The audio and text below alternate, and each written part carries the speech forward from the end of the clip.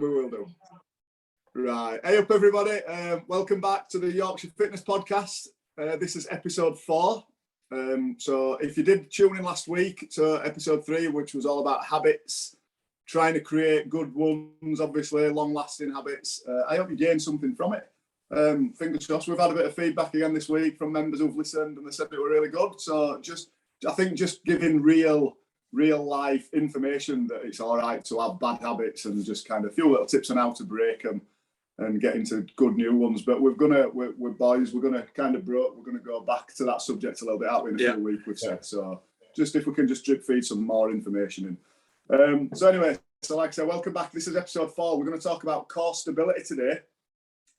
Kind of it's a bit of a funny subject which people don't really understand. A lot of people think core is abs, the old 6-pack challenge, 7-minute abs. There's plenty of them out there. And we've just been having a little chat before we started on air about different things you see on Instagram, how to get your abs and 6-packs, etc. So we're going to go into that a little bit deeper and try and put a bit of common sense to it and explain the difference between abs and core and the benefits of core work. So that's it. So that's my introduction. I'm Gray again, if you're listening for the first time. I'm joined here. This is Mark, our kid, and then Mark on the other side, who's over at Leeds, aren't you, mate? You're at work today. I am, yeah, in the office again today. So, yeah. What I think I'd like to start us off with is being the biomechanist, the S&C coach who deals with probably a different spectrum of the training world, is what core is to me, and that's how probably really different to what the typical gym goer thinks of core, or what they call core.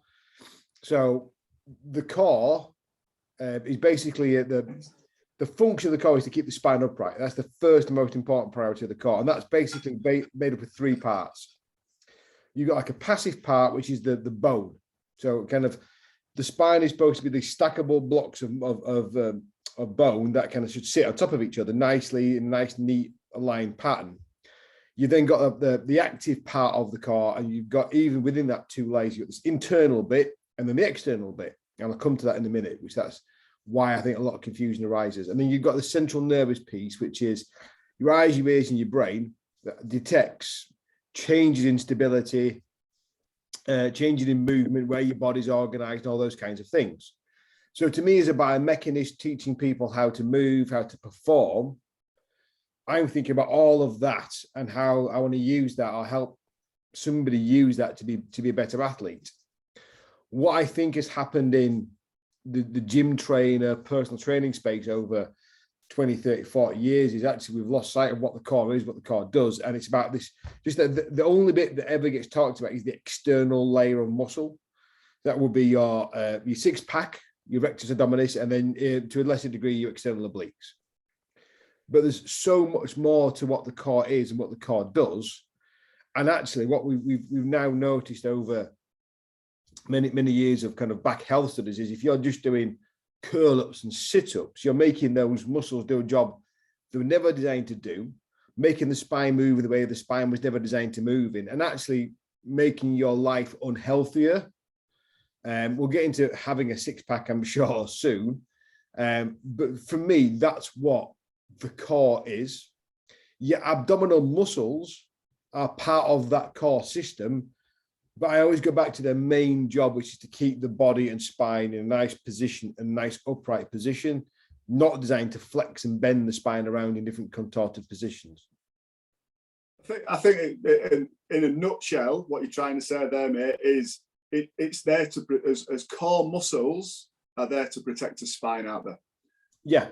It's to keep your spine strong and stable. Whereas, like I said, a lot of if you overproduce your ab muscles, your front, all your muscles at the front, as anterior, as back gets a bit weaker, we've got an imbalance there, haven't we? And we can cause all sorts of back problems. But like I said, primary job is protecting the spine, and we all know how sensitive the spine is. The spinal cord's in there. It's probably the most sensitive thing in his body, isn't it? Apart from his brain, that and his brain. So it's a protection. It's a casing that's designed to protect it, and a lot of people do neglect the back because they focus on their abs, don't they, which are at the front, which everybody sees, and they love to see them in the mirror. They like to see them when they're getting changed. They love to see them when they're on holiday. It's one of the biggest things we get in gym. Going on holiday, can I work on my 6-pack? like, so they think we want to do loads of abs in gym, just loads of like crunches and stuff in gym to work on. It's for every single person. No, not every single person. Majority. Yeah, and just in the kind of build up to this episode, I started to think about it. I started to make myself think about not being the S&C coach, not being the biomechanist, being somebody who goes to the gym. I'm trying to think, imagine if I kind of took a knitting needle and kind of rubbed out that bit in my brain that knows about the stuff I've just talked about. What would I want to do? And I probably would want to have core or ab training, as we would call it. And I think one of the reasons why is most people assume that abdominal kind of fat is the thing that defines whether they're in good or bad shape. Like, it don't matter how kind of like, I think more so men than females, because the way that we distribute fat, males typically distribute fat on the abdomen more than some females, although I think both genders do kind of think like that. But if you're thinking, right, if I've got any kind of gut fat, that's bad shape, I'm unhealthy and all these different things. So it makes sense to me that people want to do like ab training because they think they're going to target the thing that they find most telling about whether they're in good or bad shape. And so, straight away I'm thinking, there's an obvious reason why those two things get linked onto each other. And if I was trying to sell somebody something about feeling better about themselves, I'm going to make money off people feeling bad about their abdominal health because, if I can sell them a 7-minute ab video, they're going to do that because they're going to think that if they do 7-minute abs, they'll have the shredded abs and they no longer have belly fat anymore. And that, well, we know that's not the case. I can see why people think it would be. And Mark, it's even like when they come in, some women or some bloke just, I want to lose fat from here, back of my arms. How do I get rid of fat from here? And like, you don't just lose fat from there, do you? No. You've got to lose, it's that change in your body composition in general, isn't it? You don't just go, well, we'll just do loads of tricep dips for you or kickbacks. And that's what they'll say again. Well, they'll go online, exercise for their arms, they'll have some man, bloke or woman kicking back with some little dumbbells with the triceps burning and going, this is how you're going to get rid of the fat from there. So there's another little bit that we can attach onto this that helps us understand why people get obsessed by abs. So when you use a muscle, you have what's called transient hypertrophy. It's a posh term that basically means that at the time that you're using the muscle, it's going to get filled with blood. It's going to get activated a lot. So it's going to be like turned on. So you've got this kind of really tense, slightly filled with blood muscle. So it's going to look a bit different. So depending on how much body fat you've got, but say you're in kind of like 15 to 20% body fat range. So you're slightly above the top end, but you're certainly by no means obese. And you do some sit-ups. Just after you finish those sit-ups, you'll see a little bit of difference because that muscle has swelled up a little bit and it's tense and it's tight, and you'll feel that as well. So you got all these cues in your brain kind of rewarding you for doing those sit-ups, going, I feel a little bit kind of conscious about my belly. I've done some sit-ups. I've seen some kind of noticeable effect and I can feel that effect. Therefore, it's happened. It's working. I'm going to carry on doing it. What the thing they don't get, more. But as soon as they put the t-shirt on and leave the gym, that's gone. But they haven't seen that bit. They've just seen the bit after the gym where they can feel it and they can see a little bit. And the same thing happens at triceps and biceps. You work on it gets activated, it's turned on, it looks a little bit different. And therefore, it's kind of reinforcing those two links together. It's the pump, Mark, isn't it? Pump. It is the Friday night pump, isn't it? Yeah. It's the pump. I've got a pump on. But that disappears, that goes away. And then what are you left with? You've done some harm because what you're doing is doing a movement that your spine doesn't really like you doing. You've not really made any change to your body fat percentage. And actually, you've not really made any reasonable change to your posture. So all the things that make a genuine difference, you've not really touched. But you've just constantly reinforced this psychological loop that says, if I do ab training, I have this effect. And the more I do of it, the bigger this effect will be. And it's not true. But we can't break that because that's such a powerful cycle that people get themselves into. Our truth, exactly what you said there is that the reality of it is, you want a six-pack, it's in a broccoli bowl, not in a sit-ups. It's diet, it's body composition based on calorie restriction, burning more calories than you're bringing in. But that's not an easy thing. You can't do that in 7 minutes. But for most people as well, Mark, it's virtually, it's almost unachievable, isn't it? without living a ridiculously boring, strict life. And some people, some people genetics don't have that in them. Some people genetics will not allow them to look like we showed our age a minute ago, Peter Andre. I know. Yeah, I'm sure there's more recent celebrities we could use. I'm absolutely sure there is, but I don't follow celebrity world, but there will be others. Yeah, but no, it is. Other six-packed men will be out there. But you're right. There's the old saying in it is six packs are made in the kitchen, not in the gym. And because if you don't get, like you say, even if you are one of the lucky ones that could get to that, could have a six pack, a visible six pack. Unless you're on gear, there's two ways of doing it, and that's getting on gear to achieve it, or ridiculously reducing your body fat to a crazy amount so that they are visible. You've got to expose them, haven't you, first? We've all got the six packs under there. It's just how low you get your body fat. Absolutely. If you're down at 10% body fat or less, and you can visibly see musculature underneath underneath your skin, and you want them to grow bigger, that kind of six-pack rectus abdominis muscle for purely visual purposes, some of that stuff is going to be okay. I would say from the biomechanist, spine health, performance perspective, I wouldn't touch it with the barge pole. I don't think you need to, but you know what I mean? Some people aren't like that. Some people it is like, I want that look. That is what I want. That's what I'm going to go and do. And all power to you, as long as you know the costs to that, that's up to them. But that's not how I would approach it. I'm sure that's not how we would encourage other people to go about it because of the spine health stuff we're talking about. No, well, we don't do it, and like from me, who suffered with my back quite a bit. I mean, I finished rugby with my back, didn't I? And then when my back, I just remember, I always think back to Billy up in Scotland, and I had a bad deal with it, didn't I? When we went, and I felt like I could hardly walk. And he was saying, "You're gonna have to strengthen your core," and it were just planks and side planks and bridges and and stability ball, but there were no crunches involved, and touch wood, really, my back, 15 years on from that, 20 years on is better than it was when I was a hell of a lot younger. Yeah. So well done, Billy, fixing Mark's back. So I'm sure he'll be listening, little Bill. Yeah, it will have a listen. So I'll never forget that. And doing and I've always said it, if you keep it strong and that's it, it's stability work, isn't it? It's keeping it, it's being able to stabilize your spine and restrict movement, because them movements that you don't want to do that cause the aggravation and end up going into a bit of spasm and that type of things as your muscles react. Yeah, cool. So let's go into it a little bit then. So for the people, there's obviously plenty who will be listening or that when they do listen, they will understand what we're talking about. So we're saying go away from crunches, sit-ups, flexion of the spine when you're doing it. Go up to your more brace. We've just been talking, haven't we, about the brace. We were talking about how we describe how to hold and fix the spine.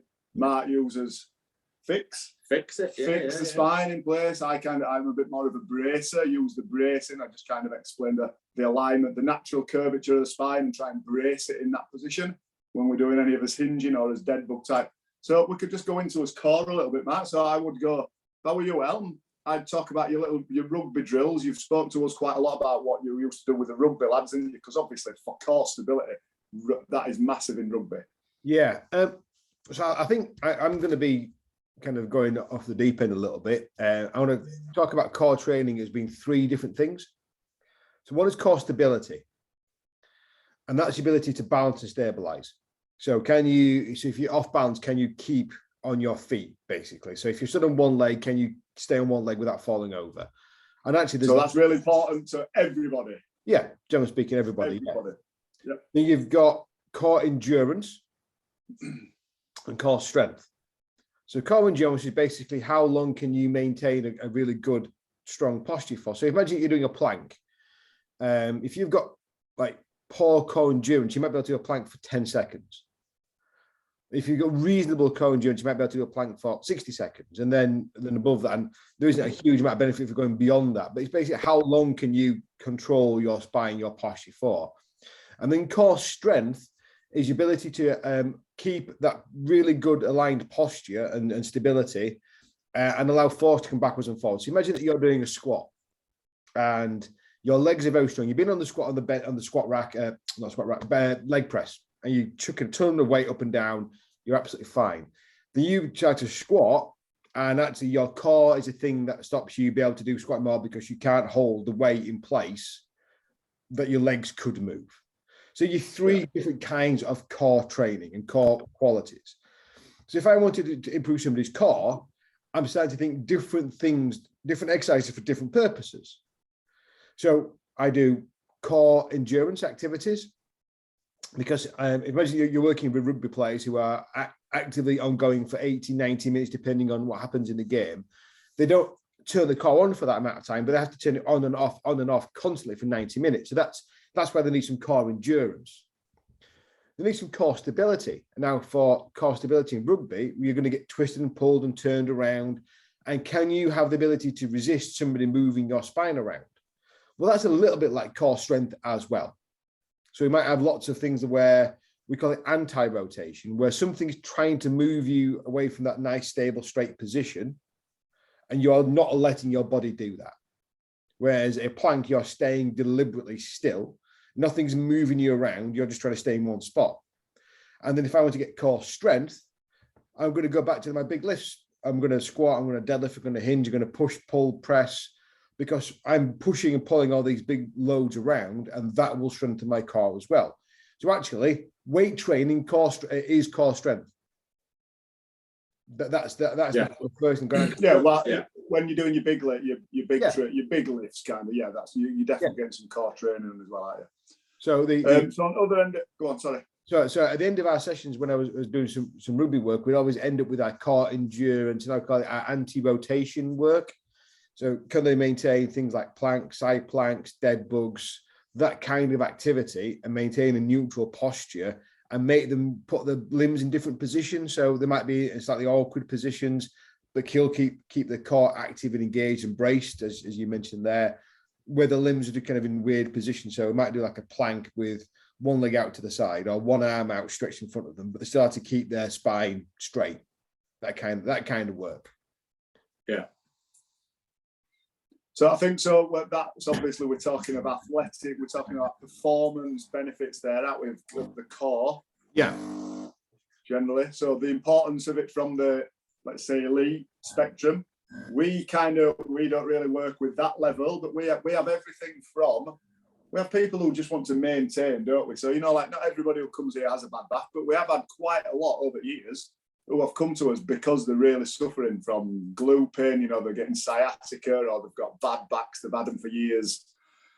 And if anybody who does follow us or members listening, there's a couple of instances, a bit like Michelle post last week. She was in a car accident 20 years ago, suffered with a back ever since. A quite bad car accident, like just general everyday activities, back was hurting all the time. Started coming here, so we went through this whole process of strengthening the core, a little bit like what Mark said about his back as well. And now she's deadlifting 100 and she weighs, she's light, she's not a massive, like she's light. You're going to say a weight, weren't you? No, she won't let me, she'd go mad. I'm going to say she will. I wasn't going to say it, Michelle, promise. She's deadlifting 120 kilo, but she's gone through the process, strengthening the core. We do lots of core in the workouts. And her back never hurts her anymore. And she can't believe that she can do the things that she can now, 20 years after she used to suffer with her back. I think all her life. So it's just the importance of it. Yeah. I think a lot of people have like less than ideal posture, have not back pain, but a bit of grumble, discomfort here or there. And actually, not until you start to train the core and teach you the job it wants to do and strengthen the muscles that are under or overactive and get into balance, the people realize what they were missing in the first place. Yeah. Like most people walk around with slightly bad posture, like most people, because we sit so much. Yeah. But they don't, because that's what they're used to. They're kind of attuned to it. They're adapted to that. They don't know that they're feeling uncomfortable. And then you create more mobility, you create better posture through proper training. And all of a sudden people feel different, and then they realize that different is better. Yeah. Sometimes 100%. People don't know they want that until you kind of open their eyes to what is out, like open Pandora's box, and all of a sudden there's a new world of mobility out there. And I couldn't do a pull-up before, but now doing some core, I can. Why is that? Well, actually, what that means is it's not because you suddenly give you lots of back muscles is you actually can use them now because your shoulders were such a bad position because you had rounded back.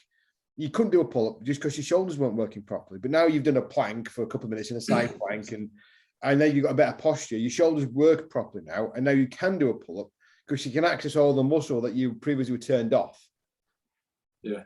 Well, going as well, Matt, we were talking, we mentioned this, we spoke about this in lockdown, but we're on about but the benefits of all three there as far as athletes go. But when you talk about general, just people who want to maintain, like people our age, older, as we start losing muscle, we know people fall more, don't we? But like today, for example, we use walking lunges quite a lot with people. We've been doing it today's sends as well.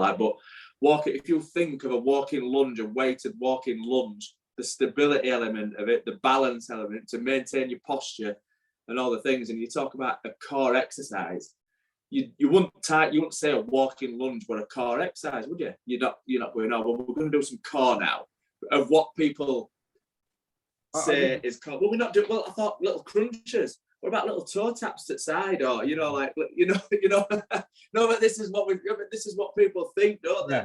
Yeah. Or little leg pulses and because it's what they see. Because that's what's on Instagram and everything like that. But a walking lunge for like I know we've had this with functional, but when you think of the functionality of that, Henry said it, didn't he? When it just looks one of them exercises, a loaded bar on your back, lunging up at gym floor. Like he goes, it just looks, but the functionality of it in reality, if you can walk in lunge under load, the chances of you falling pretty slim, aren't they?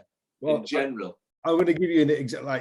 Yes, I spend all my time with the elite athletes or sub-elite athletes. But go back to what you said about real life. I'm going to give you a story from this week about how what we're seeing makes sense. So my 3-year-old's got an ear infection. She's quite poorly, really, really tired after school. So Daddy, want to go to bed. Right. Can you carry me? Okay. So she weighs like 25 kilos. So she's like a dead weight on one shoulder. She's holding a teddy, the other one drops it because she's good. Like, I've got to bend down, pick up this teddy in one hand, I've got a 3-year-old in the other hand, like going, this is core stability, core strength. Because there's no dropping a 3-year-old. There's like, no. Like, and if I wobble, my back's in spasm for a month. So those who've got kids will have had that. Like, not just like a one-off. Like your kids get tired, you're somehow carrying them to bed in whatever we can, upstairs, downstairs, uneven load. Like there's no dropping it. There's no kind of having a rested set. That is life core. Things like loaded carries, like kids on your shoulders, shopping bags. It sounds all really naff, doesn't it? Do you know what I mean? As if it's being quite corny, but they're the things that I don't know if you can't carry a kid on your shoulders. You're not a dad, are you? Because that's what you picture being a kid, don't you? Being on your dad's shoulders, your dad put you on your shoulder, and it was great up there, wasn't it? Yeah. And then you do the same to your kids. Some people will be like, "Are you joking? I can't do that." But they are out there carrying shopping bags, like you said. My bloody mum does it now, doesn't she? She goes, "Oh, I walked up to the shop." She goes, and I always do it, and I carry it. She goes, "You don't have feeling lugging back with these, with whatever she's got, a milk and maybe a bottle of wine, but lugging it back." But it's things that we need to do in it, to carry on. And that's when people fall, don't they? As we get older, that's when people have the falls and the slips and the trips and the crunching. The world ain't going to help you do that. No, definitely not. And let's like say, if we're talking about that, the older population, let's say, as mums and stuff in that Bible, it's one of the biggest causes of death, isn't it? The fractured hip. Yeah, it's one. In elderly. I thought you were saying that's a bit of a stretch. But then Brecht's ruin people. You see it so many times. They're fit and healthy, or they're seen fit and healthy. They break the pelvic. They have a nasty fall. They break it's such a massive trauma to them. The thing, they never recover the muscles. They never get back to it, and they just seem to disappear in front of your eyes. I'll rephrase that. Breaking the hip doesn't kill you. It's just it takes so long to recover from the recovery process. It's a tough one to get over. I've seen that loads of times. So it's very tough. So from an elite from an athlete point of view, performance-wise, the core is really important, but yet from an elderly person just wanting to, or hopefully not falling, it's just as important. So it's just an everyday part of life, isn't it? If you can maintain a decent core strength through life, you're going to hopefully stay fit and well. Great thing about core training is I can't think of a single activity somebody could do where that wouldn't help it or wouldn't help you feel better. That's very good. I mean, I went through a phase of running the first lockdown. Thankfully, that kind of itch has been scratched, and I kind of put running to bed for a long time. But I went for running, and I thought, yeah, it was okay. And I did a bit of coring, and I felt I could run better. I felt I was running taller, more efficiently, more effectively. I wasn't burning as much energy as I was just trying to kind of get down the road. So just simple things like that make a big difference. But I think people hold this ab training to a higher standard than it can deliver. It's not something that's going to help you, and unless you are already kind of sub 10% body fat, it's not going to give you this kind of incredible six pack that you want. Like if you look at these incredible six packs on social media, the defining feature is they're all already shredded. Yeah. Unless you're already shredded, you're not going to have a six pack. But one thing I'll kind of the other piece I say about core training is it's never going to make your core look worse either. It's like it's not going to give you a really bad core. It's not going to make it look terrible. You're still training the exact same muscle. Yeah. It's just not in a slightly different way, but they'll still look good. They may not look the exact same as you see on the models. Do you know, on that note, when I would do it, when I came back from my back, that was like I was doing 20 minutes per day on it because I was just thinking, I don't want this to ever happen to me again. And if this can help stop me, because we're going back 20 years probably nearly here, aren't we? Yeah. So I was thinking, I don't want this to be me forever. Do you know, so I was doing it every day. But what I've always had, I don't carry much fat here at front, luckily, but I do carry it more at size. But I've never had a slim waist just because of my shape. You know what I mean? I've probably got wideish hips. You know, like my body shape doesn't. My waist was the narrowest, was the smallest it has ever been from doing that. From when I was doing all that, and it just felt like everything just came in because they're all attached, aren't they? So if you're tightening, tighten on the inside, it just felt like everything was just a little bit tighter. Now, it might have just felt that way because I felt more, I don't know, but my jeans were definitely the loosest they've ever been on my waist. And it isn't like I've ever been fat, but I could tell a difference. So like you say, there's not going to be a negative from it, even from a looks point of view, is there? You might not have a visible six pack, and because, like I said, I'm not prepared to eat chicken and broccoli for 3 meals a day or go on gear. So I'm probably never going to have like a full ripped six pack, but my waist were definitely smaller and probably maintained it really in reality because I've kept up to it and other work that we do. If I did that back again to what I said right at the beginning about the anatomy of your core, I think if we understand the anatomy, it helps you understand why you might have seen what you've seen there. So people get doing the ab exercises, the rectors from most of the sit-up. Basically, so what you're doing there is you're working the external muscle at the front. That's it. But the core is these two tubes that sit completely around the body. So you've got your inner muscle, your transverse abdominis and multifidus and all those kind of muscles. They're your inner kind of internal core muscle. Then you've got your layer around outside of that. By proper core training, all of that is contracting and getting better. So that's going to pull you all in, isn't it? It's going to be tight. The whole. Yeah. I imagine that if you're trying to squeeze a tube of toothpaste and you just take one little finger and you push it in the middle, some of it might come out the end and some of it's going to push to the sides. It's not going to work well.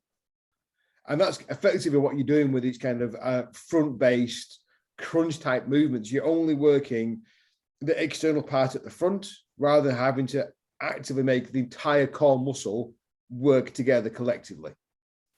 And therefore, you're only using maybe 20% of the possible muscle mass that you've got around the core. So it's never going to have that kind of pulling in feeling that people think it's going to have.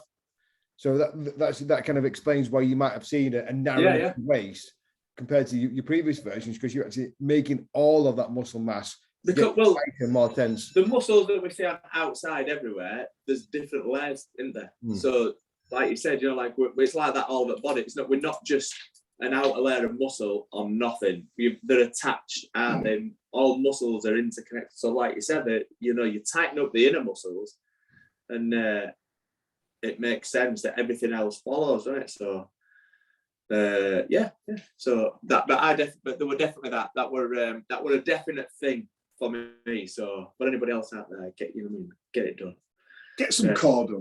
Well, I always think I describe it sometimes. Tell me if I'm wrong. You might disagree. So I think I've never worn one. I've never actually seen one, but apart from corset, a women's corset, they used to use years ago. Yeah. To pull the waist in. I just think of that type of reaction. The more you strengthen your core all the way around your spine, all the muscles kind of get tighter and stronger. It's going to have that kind of effect on your body, innit? The pulling in tighter around the spine to protect it, but it's going to have that effect. And you think, Christ, women used to buy them, didn't they, to wear? You just do what you said, strengthen the muscles if you don't need to wear one of them. You've seen it on films, haven't they? And they pull them really tight. And they pulls the waist right in. Well, people used to wear them to keep the back straight, didn't they? That were a thing, wasn't it? I saw this week, what did I see this week advertising on TV, kind of an infomercial thing, a posture correcting t-shirt. I was just like, wow. Like, I've seen them. People would rather buy a t-shirt that gives them like an exoskeleton core rather than just doing it's plank a day.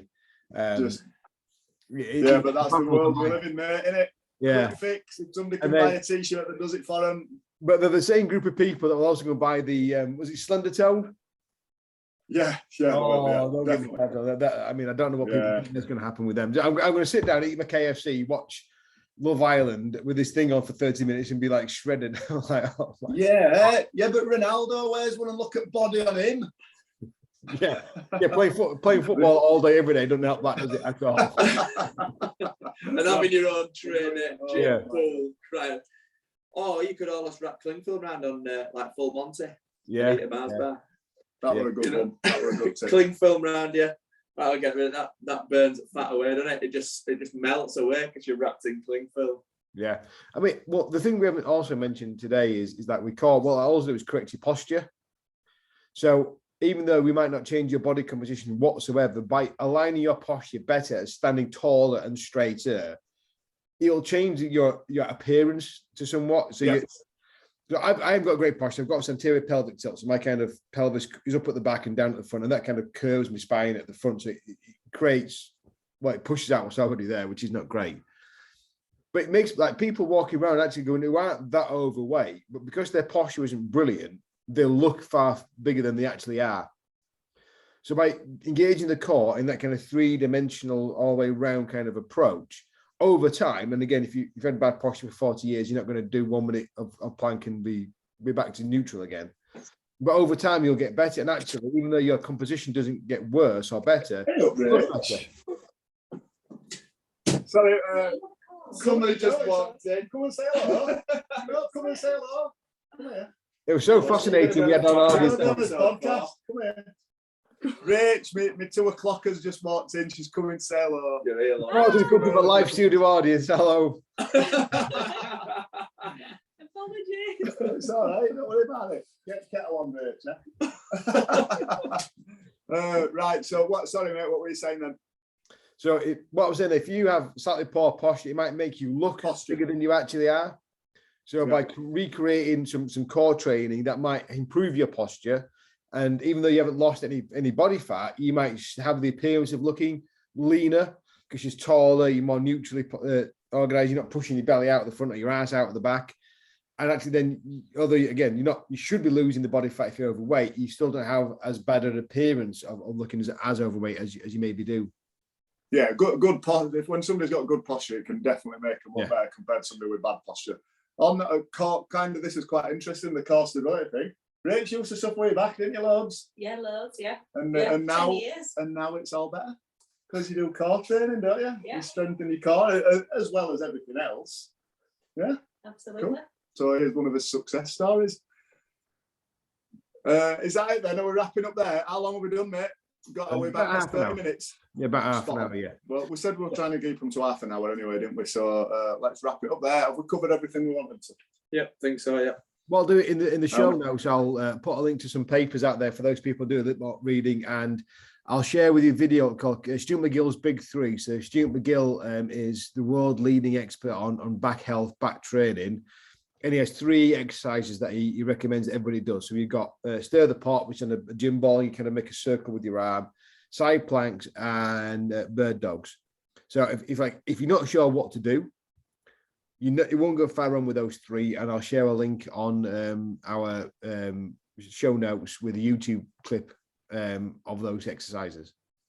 And as always, like, subscribe, share, spread the word. Yeah.